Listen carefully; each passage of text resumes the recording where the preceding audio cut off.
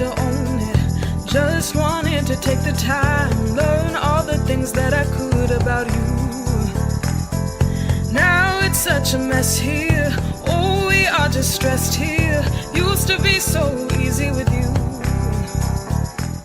Thank you so much for coming on my show today.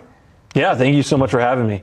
It's so cool. I'm surprised we haven't met sooner, but you've been the head of the Fresno mission for how long? Yeah, just almost 7 years. Almost 7 years. How'd you become involved in that? Yeah, so prior to my current role, I had spent just over a decade as an attorney. I was a partner here in a large law firm here in town called Dowling Aaron, and I was primarily just a business attorney. But my wife happened to be also the co-CEO of the Central California Food Bank, and so these issues of poverty, hunger alleviation, some of these things were always kind of close to our family's heart. And certainly as a person of faith, I'd always, done things that were about, helping people that were in need. And I was looking, for a long time, I told everybody I was the happiest attorney in the world. I didn't want anybody else's career. I was doing great. But then something happened, and I just couldn't ignore kind of the problems I was seeing all over the place in our city. You wanted to make a difference. Yeah, and so I ended up kind of had a faith journey and changed my life and decided to kind of change careers and have this opportunity at the Fresno Mission come up, and I felt like we just had this real opportunity to do things that weren't being done across the country, and that's what kind of led me to the Fresno Mission. What problems are we having, though? I think to me some of the things that really stand out to me, especially as a person of faith. A lot of people know here in the Central Valley we produce more food than anywhere else in the world. Right. But a lot of people don't know that if Fresno, Tulare County, Kern County, Kings County also will finish either ranked 1, 2, 3, or 4 for highest rates of food insecurity in the nation. So most food, most hungry people. Fresno consistently ranks amongst the highest cities in the nation with concentrated poverty. So neighborhoods where more than 30% of the population falls beneath the poverty line. And yet, west of Texas, we also have the highest concentration of Christians or people in churches. And so those things really just troubled me, that we had the most food, yet most hungry people. The most people sitting in church pews, yet the most neighborhoods that reflected creation that God didn't intend. And so those things, those super high poverty issues, are really, to me, like a real burden on me, but a real challenge here, especially as you look at, we do have so much opportunity to do things here because of our resources.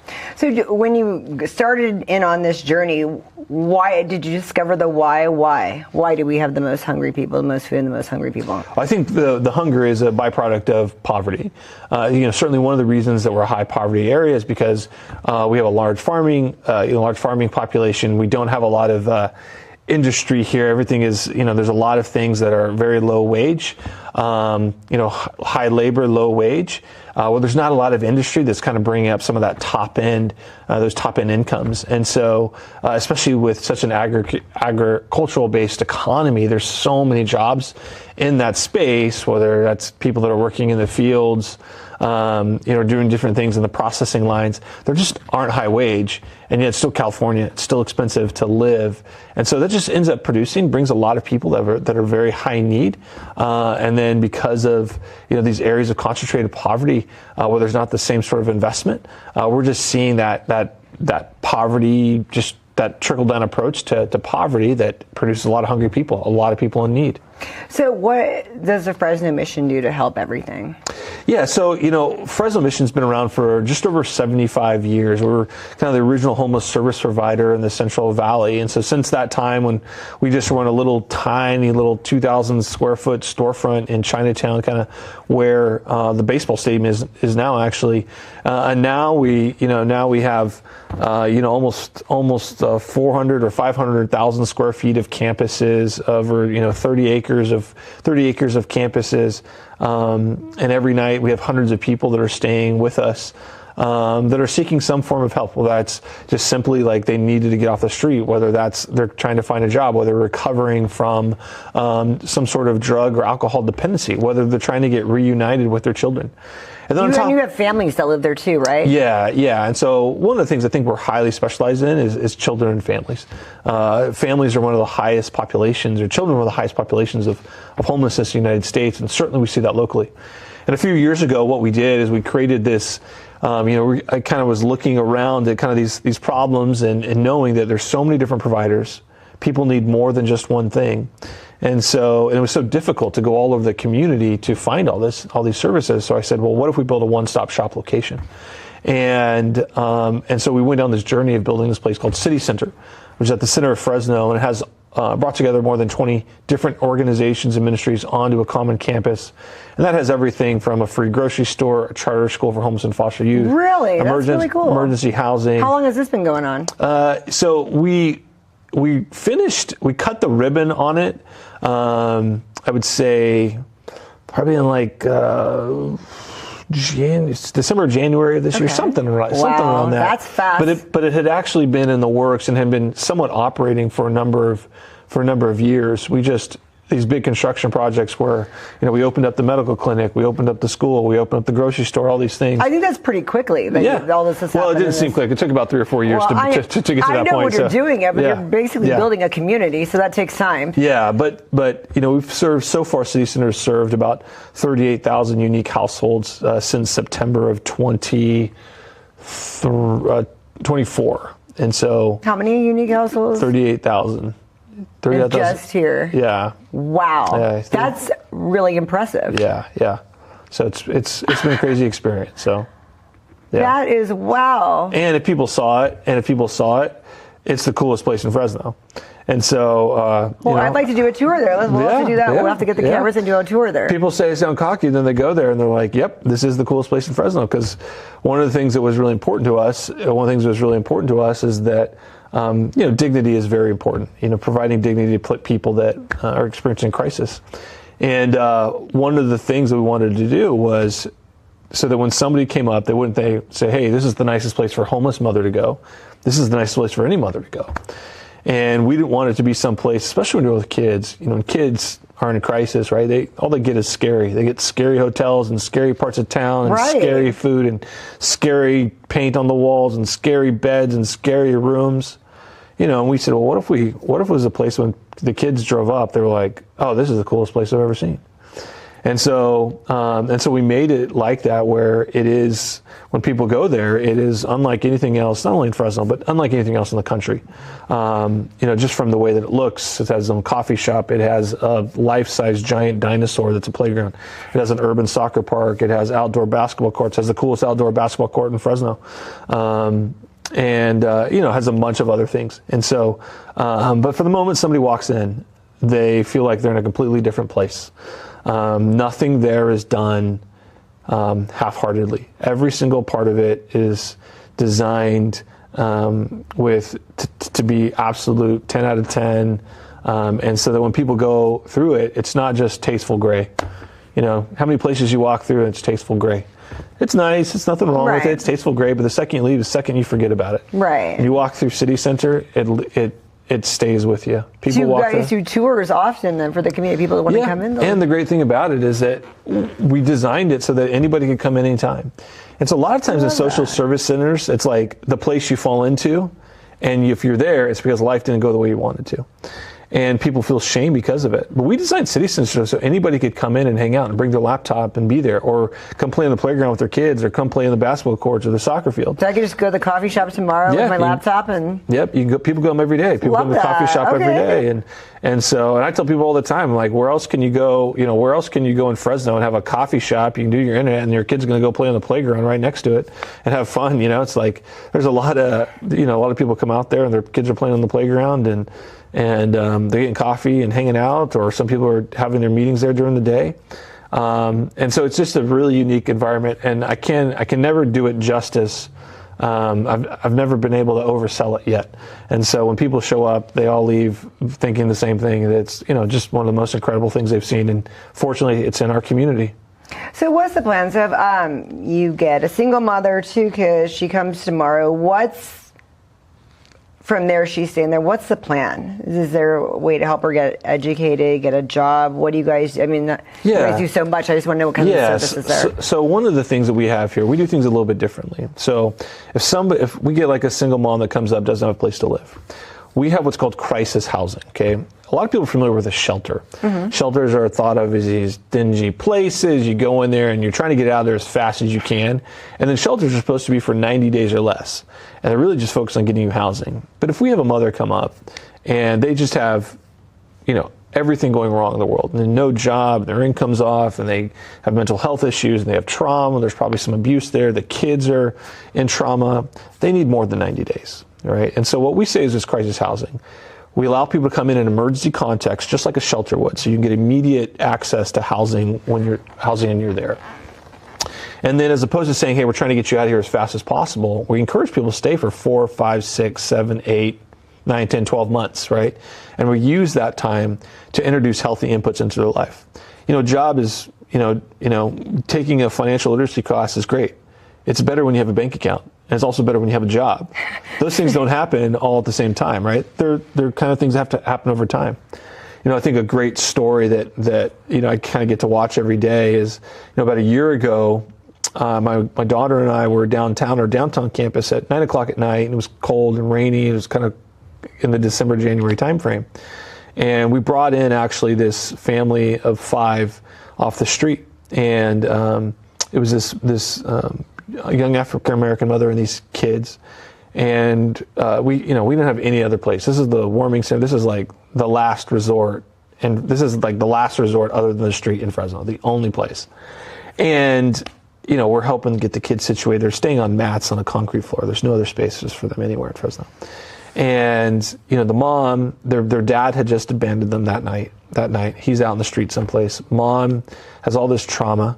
She is, a lot of times when people in trauma, they get over-sexualized. And so because the one thing that she has to offer men is her sexuality. So she's over there doing stuff with, trying to get attention from men. The kids are trying to care for themselves. But we ended up getting this family in and then eventually moving them to the room. And a couple weeks in, we've had this family and we found them on the videotape, and mom is savagely beating her kid, this little 8-year-old kid. Just really bad, just horrific scene, right? Mommy, please stop, all this stuff. We had to call CPS because it was really bad. But CPS doesn't take the kids. And so, because they didn't see marks on them. Well, they had, sweatshirts and stuff like that. She didn't hit them in the face. What about the video? That's what we continue to ask that. Oh my goodness. And so, but here we're left with this family. So what do? Do you kick them out? Or the abuse will just continue, the kids will be on the street? Do you just say, hey, we're going to shove you into an apartment someplace where the abuse can now occur someplace else in the apartment? Instead, what we say is, no, this family's going to be with us. We're going to take care of them. And so over that period of time, we cared for them. We did parenting classes. We did trauma counseling. We worked with the kids, had mentors, had all these organizations that were surrounding them, wrapping them. Today that family is doing amazing. The kids are in honor roll. The oldest got a citizenship award. I see him all the time. He was kind of walking through my facility, and I was getting coffee, and I saw him. I said, hey, heard you got honor roll. And he said, yeah, I'm going to do it again. Just in a very teenage, brash way. I'm like, just love that. But that family today is they're so much better than we were. Are they to leave it to Beaver family? No. But the same treatment, the trauma, the abuse that was occurring is no longer occurring. There's actually healthy parenting going on. The mom is progressing. She has some special needs, but she's progressing in terms of jobs. They're just doing so much better. But that doesn't happen in 90 days. It takes a long time to help people recover out of trauma. And so what happens to that, going back to your original question, what happens to that person that comes in is, man, they're going to stay in a really amazing place. They're going to get help. They're going to be given the space to get that help. They're not going to be kicked out. They're not going to be rushed out. Hopefully they'll be better because of it. That is really amazing. And I mean, that's a lot of homes that you guys produce in a short amount of time. Do you ever get where you have to turn people away? Does it ever get overwhelming like that? Yeah. I mean, our waiting list is about 100 families or 150 families long at any given time. So we try and help people. It's you have like a waiting list, but at the same time, we have people come up and they're like, like this just happened in the last couple of days. Like we had a family come up and there was practically a newborn baby. That baby cannot sleep out in the street. And so sometimes we have to prioritize. It's almost like a triage, right? You have to prioritize where there is really susceptible people. Sometimes you get people coming in, they have like a couple teenage kids. If I have a family with a couple teenage kids and I have a family that has like a 2-year-old and a 4-year-old and a 5-year-old, we have to prioritize the most vulnerable. So there is a little bit of that, but generally we can try and help everybody and find arrangements to help everybody. How does the Fresno mission, where do you guys get funding to sustain? Primarily 2 major categories. One is private funding. And so we don't really receive any government funding. This program is not funded by the government at all. And so predominantly our funding comes from private donors. The other part is for business. We have about like 12 different social enterprises where we're doing things. A social enterprise is something where it's just like a regular business. You're generating profits. You're trying to generate profits, except the profits are going back into the organization, as opposed to, say, my pocket as the CEO. Right. And so we have a number of those. We have thrift stores. We fix and sell cars. We sold about 250 cars last year. We have some fee-for-service things. We do catering. Did you give a lot of these people the jobs within? Yeah. That's so awesome. Yeah. So at any given time, we might be employing 30 to 40 people. That's really as an introduction back into the workforce. So. Wow. And so what were you just doing in Washington, D.C.? Yeah, so I'm the president of what's called the Citygate Network. Citygate Network is an association of all the different faith-based service providers in the country. Okay. So like say 320 different Fresno mission-like organizations across the country, even though there's not really one like us. And so I was there. I was asked to go there from the White House to go meet with the faith-based. So Trump created a new faith-based office in the White House. So it's like a new cabinet position. That's so cool. Yeah, and so Paula White, who's kind of a famous preacher, she's kind of the cabinet member now, and she works in the West Wing, right, with all the other cabinet members in the White House there. And so they're trying to identify how can the Trump administration help faith-based organizations, and specifically ones that deal in homelessness like mine. And so since I'm the head of that, the president of that association, they asked me to come in and meet with them to kind of have a conversational listening session about, one, why was it so difficult in the past to work with the federal government? And then two, what are ways that the federal government can help organizations like mine and help people that are experiencing homelessness or human trafficking or issues in the foster care system. And so I met at the White House for the better part of 2 hours, with Paula White and a few of her, and another special advisor to the president. And really cool experience. So, yeah. So you're going to take that into consideration, what you said the federal government can do to help? Yeah, it's interesting because I would be there and I would be talking and I would, I had some ideas and suggestions and, she would say like, he would really like that idea. We got to take that to him. And the him that they were talking about was Donald Trump, so awesome. It's kind of like this surreal experience. And so, so there's some follow-up that we're doing there. And so it's kind of wasn't just a one-time conversation. So there's some follow-up that we're doing with them that's going to be ongoing. So I'm hopeful that we'll do some things here to bring some change. So what as a community can we do, people like me do, to help this keep going? Yeah, I think like anything, the biggest thing right now is, and I say this on behalf of not only Fresno Mission, but the Breaking the Chains of the world, the Central California Food Banks of the world.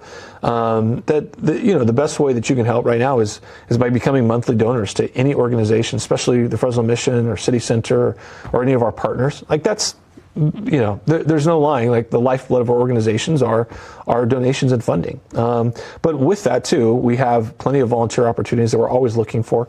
The beautiful thing about City Center, it has all these different organizations, and so there's a lot of different ways to get involved. So you can go to fresnomission.org to look at that, or citycenterfresno.org to see that. And I think the other thing that would be cool, just as you mentioned a second ago, is just come to City Center and have coffee. That's one way of helping because, one, we make money off the coffee. But two, the more Starbucks way too much money. Yeah. But two, the more people that come to City Center, the more people that see it, the more exposure that we get. And so it's really interesting. I get contacted by people from all over across the country that want to come see it. And so the more people, more exposure, it just kind of produces more good. So. And then what about other bigger businesses? If people come out to you and say, hey, I have this business, I want to employ some of your people, do you ever have stuff like that, like some of these restaurant owners or? Yeah. So one of the things we actually have is a temp service. We recognize that when people need labor, and sometimes it's difficult to take a chance on people. And so what we have is a temp agency where companies can come in, they can hire us as a temp agency, we can send them people. We actually are technically still their employer. Okay. And so we carry the liability of that. They pay us. That's pretty cool. They pay us, and then they can basically try out these people that are trying to get a leg up in life. But that's a win-win for them. Yeah. If you're the one that's like, then they. Yeah. And then the nice thing about it is that there's a bit of hand-holding with both of us.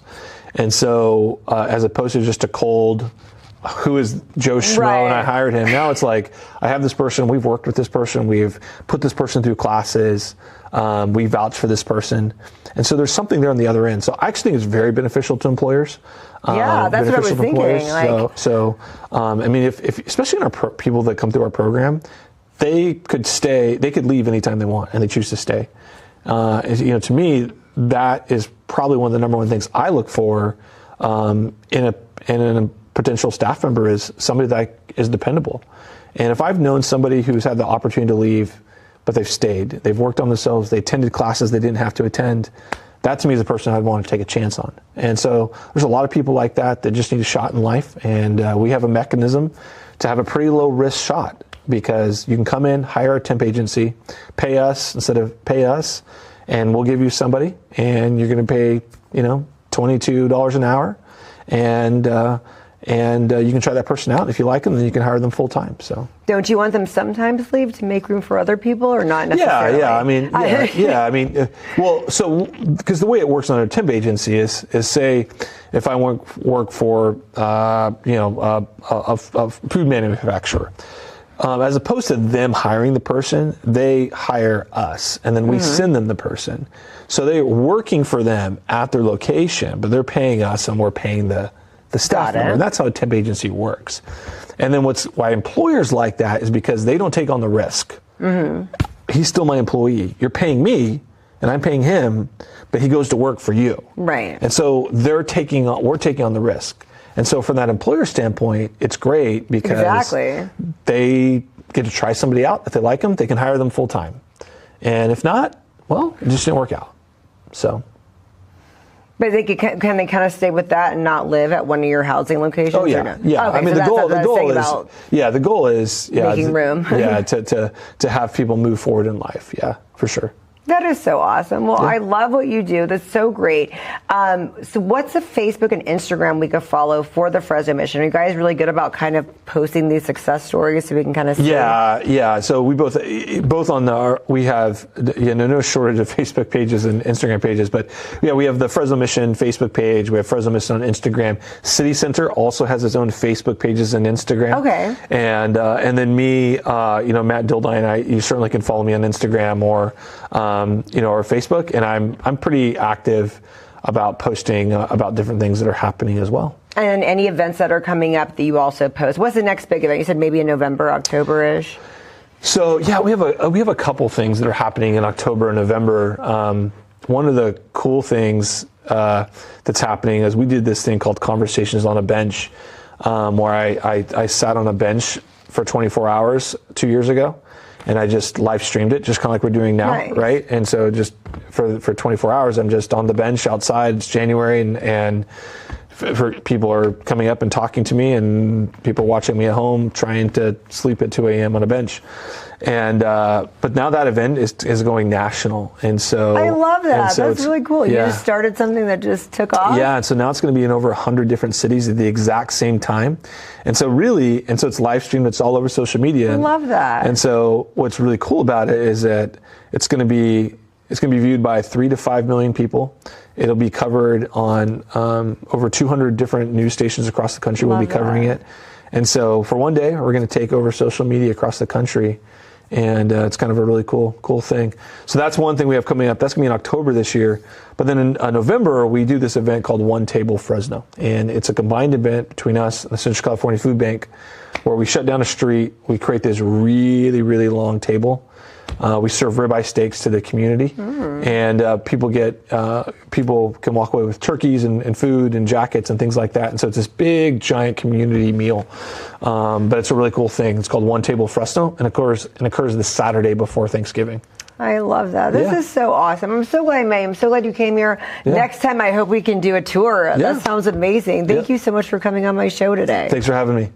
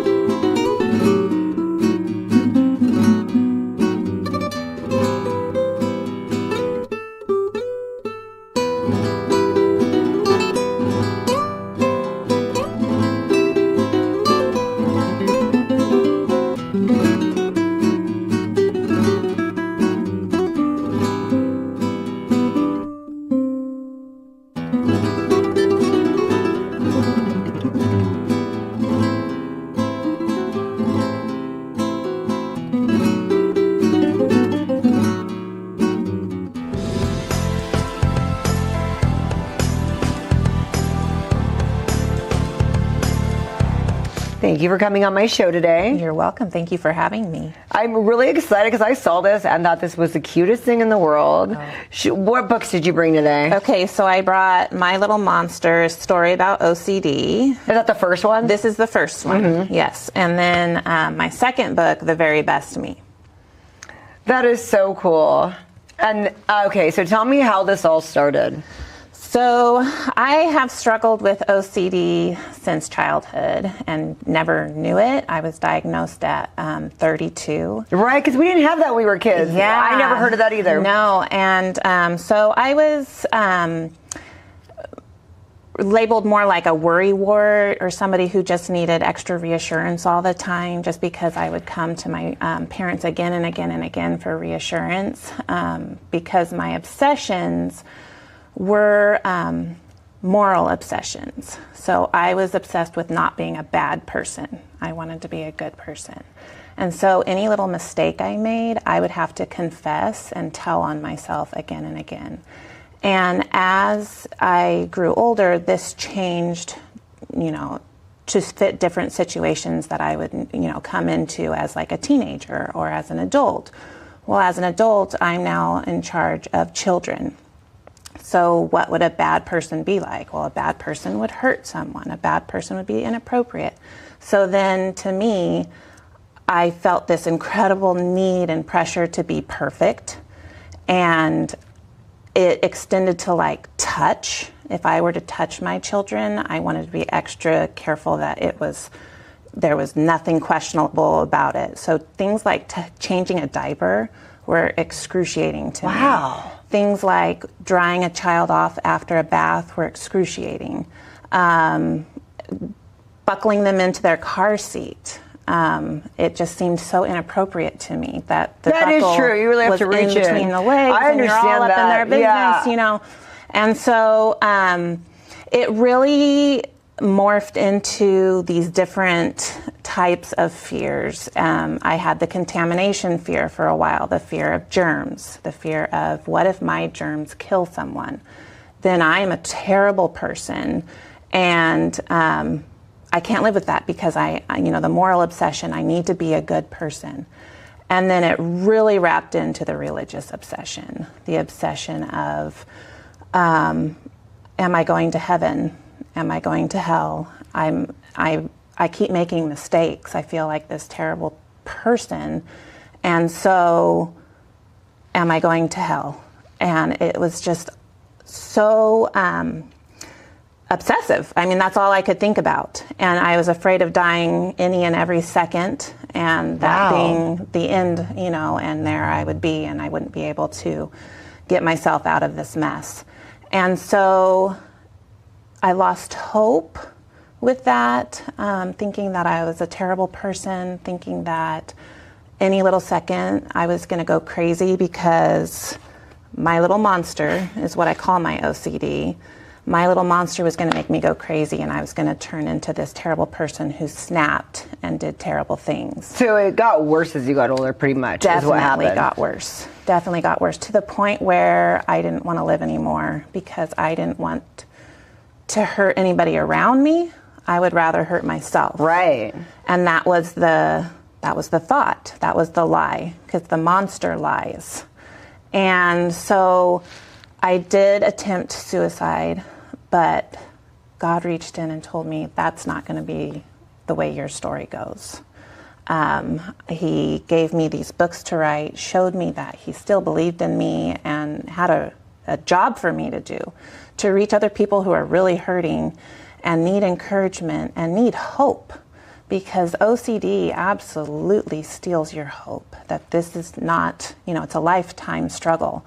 This is not ever going to get better. And look how much worse it's gotten as I've gotten older. You can't possibly break these chains. Well, that was a lie, because I'm standing here today and I've been mentally healthy for 5 years. And I've written 2 beautiful books. My second book was recognized by the Child Mind Institute as one of the best children's books on mental health of 2024. I love that. And I just feel like there's hope, and people need to know that when there's OCD and the monster is attacking, it's a lie. How did you get better? You said 5 years to be better. What was that experience like, the process of therapy? And Yes, there was definitely therapy and medication involved. For a while there, I was going to one psychiatrist, and we were trying different medications, and he had me pegged as, paranoid. And so I hadn't been diagnosed yet as OCD. And so I was coming to him with all these different fears. One fear would, you know, get resolved, and then a new fear would jump in, and he thought, well, she must be dealing with paranoia. So I was on these different medications, and the way medications work is that it's not try one and it necessarily works for everyone. Mm-hmm. You've got to try different medications until you find one that works. And when I started the medications, I was already like hopeless. And so I told myself, you know, I'll try one, and if it's not the one, then I'm going to make an attempt on my life. Tried that one, didn't work. And I went to my email, and in my email there was a devotional. And in that devotional, the Bible verse was Philippians 4:13. I can do all things through Christ who strengthens me. And little things like that just started giving me hope to make it through the day. You know, like, I can do this. But it was still a struggle. The touch, you know, being afraid to touch my children because I was going to be inappropriate.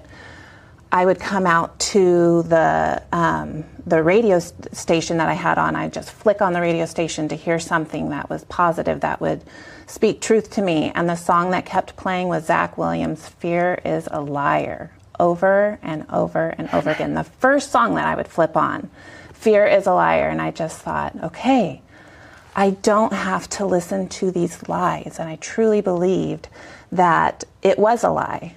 And so I was able to let that go, and I haven't dealt with that fear again. The fear of, you know, I couldn't even have my kids sit on my lap. I was just so afraid. Wow. I didn't want anything to do with being a bad person, because what you see often in the news are the stories of the mentally ill who have snapped. You don't see the stories of the mentally ill person who holds a job down and is doing excellent and, you know, great things for the community. You hear the stories of the opposite. And so I was terrified that there was really no option. That was going to be me. I was going to go crazy. It was just a matter of time. Because you knew there was something wrong. Oh, yeah. I knew what there did was your something family and friends say?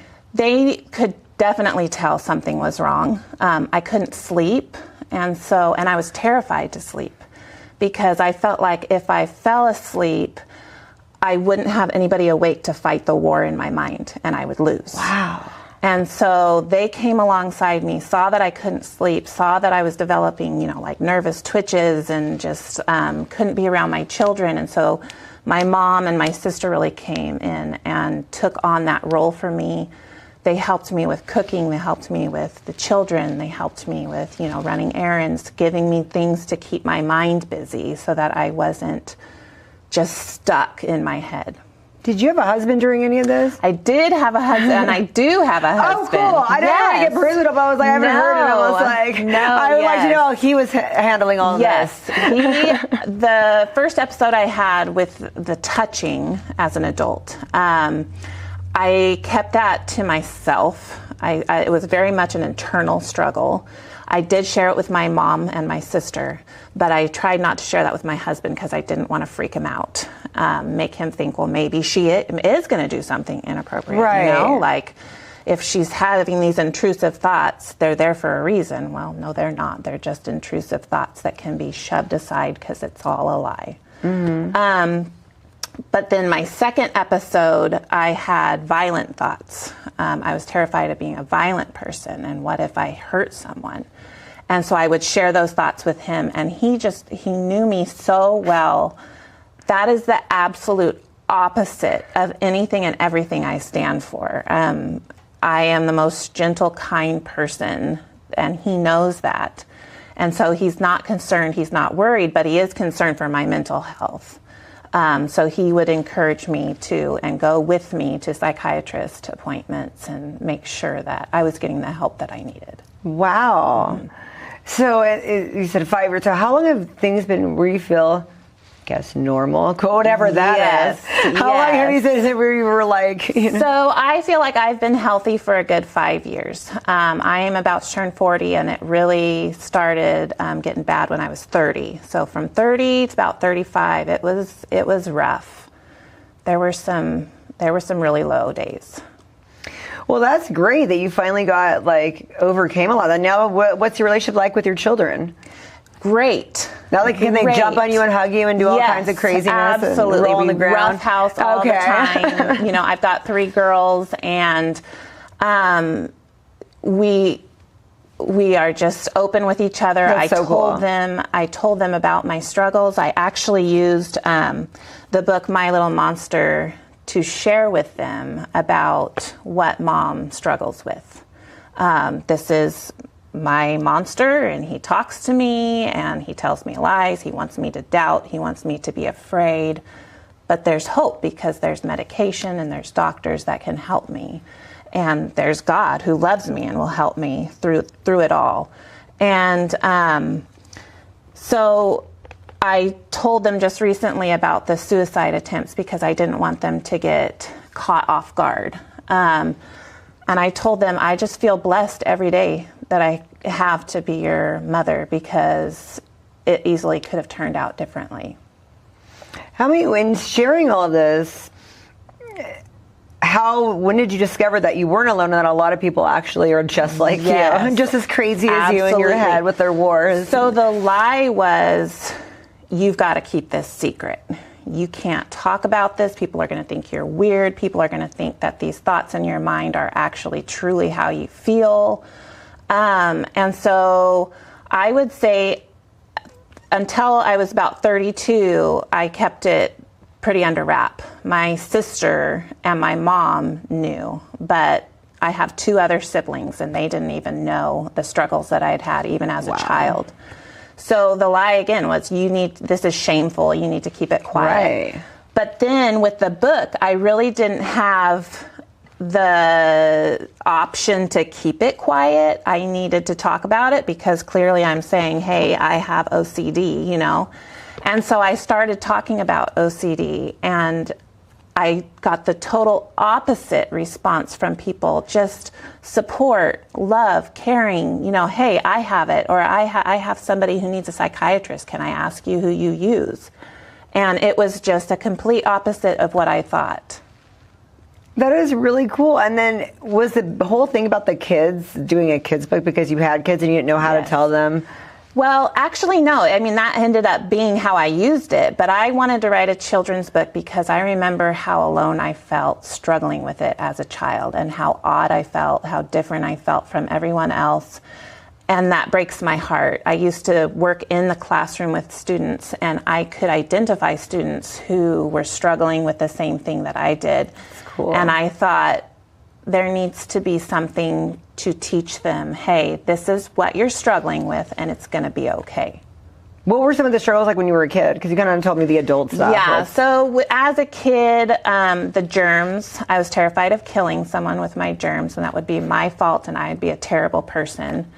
Another one was something as simple as riding my bike. I was terrified of riding over a neighbor's sprinkler and breaking it, and then it would be my fault, my mistake. I'm not perfect. I'm a bad person.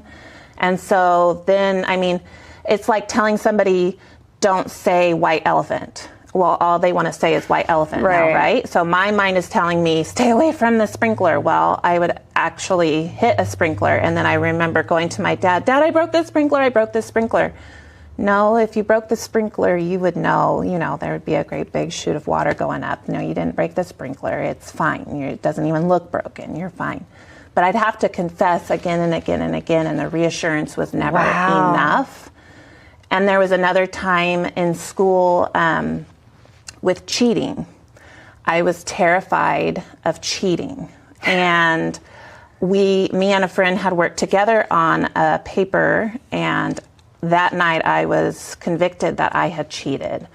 And so I went to the teacher the next day. I cheated on this paper, and that's bad. And she said, I don't expect you to work alone on that paper. You can work with a friend, Wow. And so, but then after that, when I'm taking tests, I get these images in my mind of myself peeking around the room, and, oh no, you're cheating. You're looking at answers. Well, no, I've never even moved my head, And so it was tormenting. You're trying to focus and you're trying to do a task, but you keep getting intrusive thoughts coming in. Wow, this is so fascinating. So the first book, we could talk about the monster. What's the second book? Second book is also about the monster, but it's more about the family unit coming around her and helping her through the struggle. Is this like a sequel, or is it just... Yeah, it's kind of like a sequel. Yeah, it's telling the support group what would be helpful to somebody who's struggling with OCD. I mean, don't laugh, don't just shoo it away, don't make me feel silly. Come along beside me, whisper the truth to me, because the monster is always telling me lies. I need to hear the truth, and I need to hear it in a kind, gentle way, because the monster is screaming at me, And so different ways that the family unit can come along, or even friends, or whoever is part of that support group. What's the age group it's intended for? 4 to 8. But I have had adults say that having it in picture form really helps them relate to the book and share with others, hey, this is what I struggle with. I love that. What's some of the best reaction that you've heard from kids and stuff reading this? The piece it brought, this one little girl in particular that I'm thinking about, who also has OCD, oh, there's somebody out there like me, because you do feel so isolated. A lot of it is in your mind, and it's too embarrassing to talk about. So here's somebody talking about it and normalizing it. And so it just touched my heart that that person was encouraged that I'm not the only one. And isn't it weird, because it's even people that don't have OCD, we all have this internal war and struggle where there's a voice yelling at us and something that we're doing. So it's it's interesting that even though it's about OCD, you can apply it to so many other things that everybody goes through. Right. I had one comment that one mother is using it with a child who has a different mental illness, but she just tweaks it a little bit to fit her child's needs, but that it very much still applied. So what's the next book? Oh, I'm working on one. I know there's got to be one. I know, I'm working on one. More about the specific, I was thinking about the cheating incident, and I know another person who struggles with this same fear, and I thought, you know what, that would be cool if there was a story that talked specifically to that fear. But then also thinking about writing about the need to be a good person and what a lie that is. We all make mistakes. There's no perfect person out there, you know. It's the way it is. We all make mistakes. Right. Well, thank you so much for coming here and explaining your story. Where can we buy the book? Yes, so you can buy them both on Amazon. And then how do we get the autographed copies? The autographed copy, you've got to find me. Do you do book signings? I did it at the NAMI Walk this last week. But other than that, it's just, you got to find me. We were a local girl, so if we follow you on social media and DM you, is that like a possibility? Yeah, absolutely. Okay, so what's your social media? So it's My Little OCD Monster is my Facebook page, and Instagram is Marin Canaday. Oh my gosh, this is so exciting. Well, I'm so happy you won that award. Thank you. How gratifying was that? Yes, that was pretty neat. That I felt like my work was reaching people and touching people and helping. And you didn't even know it was getting read like that. All of a sudden they just said, hey, your book's going to be, and you're like, what? People, everybody's reading it. Somebody important read that and put that in liked it. Right. Oh my gosh. Well, thank you so much. I'm so excited about this. I think this is great. And everyone's got to buy one of these books. Yeah, thanks.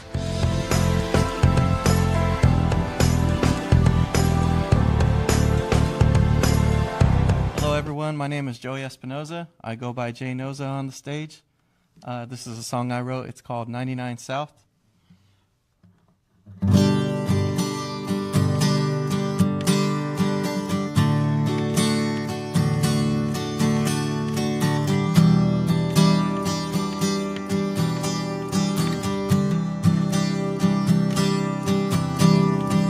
What you doing, girl? It's been a while since we drank a beer, since I seen you smile, since we went downtown. I miss having you around. Why don't you come over to my place? I can sing you a song, put a smile on your face, give you those watery eyes, and make you feel alright. I know a good spot we can go. Why don't you come to my town, take the 99 South, leave your car at my house. Tonight, we gonna make up tonight and drink some Bud Light. Everything's gonna be alright.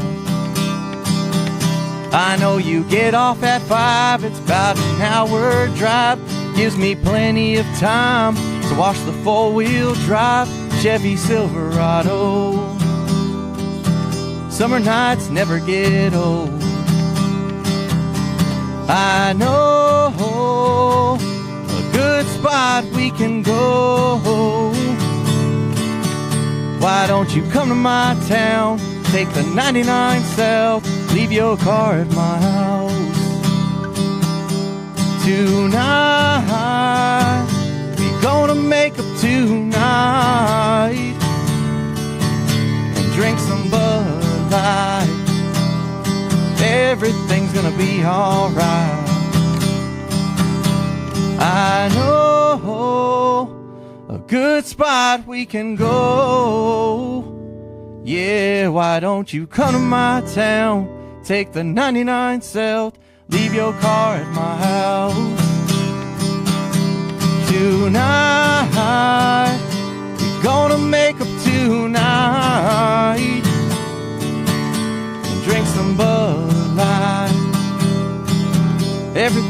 be alright.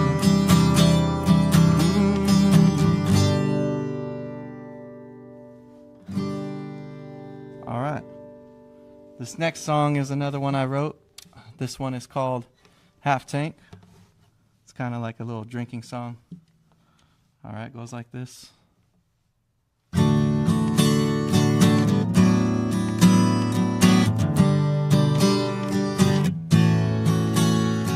It's Friday night, my pockets are tight, but baby, we going out, we gonna hit the town, and I don't care what we do. Just wanna drink some cold brew and hope the boys in blue got something better to do. Cause I got a half tank, I got a 6-pack, I got whatever it takes to get us back to my pad. Let's make the ground shake, cruise in the crew cab, put on a jump party song till we run out of gas, baby.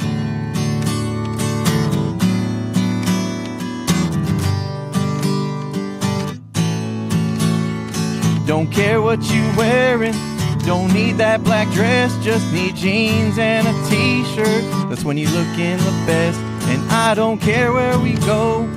Just want you to know, baby, trying to get us drunk then till we go home. I got a half tank, I got a 6-pack, I got whatever it takes to get us back to my bed. Let's make the ground shake, cruise in the crew cab, put on a John Party song till we run out of gas, baby.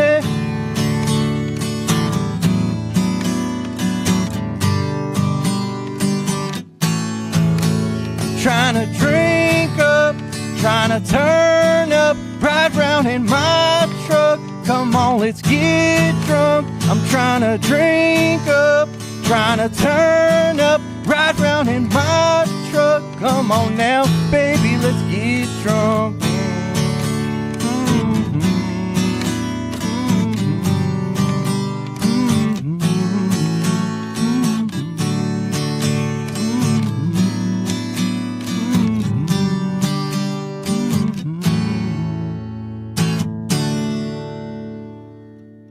Joey, thanks for coming on the show today. Thank you for having me. Appreciate it. Okay, so tell us about these songs. So the first song I ever wrote, it's called 99 South. I wrote it about 4 years ago in like 30 minutes. Like, I was actually going to go on a date with somebody from Fresno, so I don't know, I was inspired by that. I just started writing, started playing. So it was before the date? That's really cool. Before the date, yeah. Did they ever find out you wrote a song about it? No. The date sucked. Like, hey, at least you got a song out of it. But I got a song out of it. That's really cool. I know. Yeah. I'm happy about it. What about the other song? I have 2 other songs. The second one I wrote was called "I Love It When You Call Me Babe." It was about like a situationship I had like 3 years ago, and so that's over too. But you know, like I got a song out of that too. Hey, that's what matters. The art lasts forever, even. So I'm making I'm making something out of nothing, you know, like with my song ideas, I guess. So that one's a good song. It's more of an R&B song. I didn't play it today, but I mean, maybe I will next time, you know. Or we have to see you in concert for that. Yeah, that's one of my encores that I come back out to, you know. And what about the other song? I have another song. It's called Half Tank. That one actually I started writing like a long time ago, but never finished it, and then just found extra time now. I've had some time on my hands lately, so I finally finished it. And it's funny because like my friends sing along to it, the one I played today. So that's so cool. They'll hear it. My friends will get to hear it. You got to hear it. So what's it about though? It's actually about kind of like a Friday night going on a date, and just kind of condones drinking and driving a little bit, but I don't condone that. It's just a song. A song's a song. People got to realize a song's a song. It's just a song. But, hey, people are singing it, though. You know what I mean? So. I love that. Oh, my gosh. So, you've done, like, a lot, like, musically. You're usually you've always been kind of like a solo artist. Have you played with other bands? I've never had a band. I don't have that much time. Starting a band takes a lot of work. And it's hard to coordinate schedules with everybody else. That and just a lot of kind of like being on the same page and wanting to do the same stuff. So you've never thought about it? I can't believe no one's ever put... I would rather just write my own songs first, have all my songs done so that I don't have to, you know, like get everybody on my schedule. Oh, I totally understand that. I want to teach my music to everybody else, kind of like the lead singer from Creedence Clearwater Revival. He was in charge, you know, he let them know, like, this is how I want it to sound. You know, so he was the man. So if and when that ever happens, I want to be the man. I want to have my own stuff done. And what's your favorite CCR song? Probably Lodi. I don't know if you've heard of Lodi. Yeah. You've heard of that song? Or just the town? No, I've heard of the song. Oh, yeah. I'm a fan of CCR, that's why I asked. Yeah, so, that song's very inspirational to me. It kind of reminds me of my lifestyle, you know? Like, I've been stuck places before. Creatively stuck, too. Writing music, huh? That's why it took you a while to finish that one song. Yeah, it takes time. It takes sometimes it just pops in your head, you know, out of nowhere, and you're like, okay, that's going to get added in, you know. The last part to the Half Tank song, actually, I wrote with a friend one night. We were just hanging out, just me and him, and he helped me sing the very end, the bridge, and we're like just screaming this song in my kitchen. I love it. So see, it has brought back some memories too, like, because I've wrote this song in particular with a good friend of mine, like the last part of it. So see, I'm always going to remember that when it does take off, hopefully. So you're a golfer too? Do you ever write songs on the golf course? That's inspiring. No, I've never wrote a song on the golf course. There's too much on my mind already. Usually I'm just trying to figure out my swing out there. I already see a song developing in somewhere and all of that. I probably could write a song about it, but it would just be a song about trying to figure out how to get better, and it'd probably end up just being about drinking beer and trying to get a birdie. You know what I mean? I think a lot of people could relate to that. A lot of golfers could relate to that. Yeah, so. like I want to hurry up and get this round over and hit the clubhouse, you know. It'd probably be something like that. So I see you perform a lot. I know you got to take a little hiatus, but you're down to perform anywhere? Yeah, I'll perform like at Woodstock if I could, you know. Like, I'm not afraid to get in front of people and sing at all. Always up for performing. It's so cool because I don't know. It's like you're solo, and I think sometimes that's like all eyes on you, but you do pretty well. Thank you. I appreciate it. You know, glad you like the music. I mean, it's when did you start performing in front of people? Shoot, I'm gonna say karaoke. Maybe at a karaoke bar somewhere in Hanford or Lemoore. Visalia too. I used to go downtown Visalia. I was kind of like a little famous little Justin Bieber at these bars. I mean, it doesn't take much. You know, everyone's chilling, whatever, and then all of a sudden you're like hearing music. You're like, I kind of like this. Who's singing crazy, this? Okay, right? I like it. That's how it's like. It's so cool. It's unassuming. I've actually I performed karaoke before, and people have like walked in from the restroom, and they're like, I thought that song was on. Like, I didn't know that was somebody singing. So when you're good. When you're good, you're good. Yeah. So I have a little R&B voice too. So, I mean, one day I'll get a keyboard and show that side of me. So right now, country's like the main squeeze. You say you could do some other stuff. Yeah, so country, I just do it because I do love the style. I like that the songs mean stuff to people. I want to write music that means stuff to people, something, I want to make music people could relate to. Because all my songs have a story, you know? It's not like something I'm just talking a bunch of crap, you know? I love that too, because a lot of people are just nowadays just playing hits or whatever, because that's what gets the crowd going. I know sometimes you have to play. I know you have to do a crowd pleaser every now and then that everyone knows, but it's like, I think, you know, this town, we need original music. So I love that you have your originals. Yeah, they are mine. They're like, I haven't really copied nobody. Just, I mean, acoustic's really easy to play. You could write a song in an hour if you really sat down and shut the windows, you know, and turn everything off. You could do it. And your friends are singing along to it. That's got to be rewarding. Yeah, like they're gonna laugh when they see this because they know it's true. You know, they all know the words. Like they literally just start singing it to me. They'll send me a Snapchat singing my song. I'm like, okay, I'm doing something here. That is so cool. Oh my goodness. So have you done any like parties or events, like a wedding or anything? Like what's the craziest thing that you've like sang for?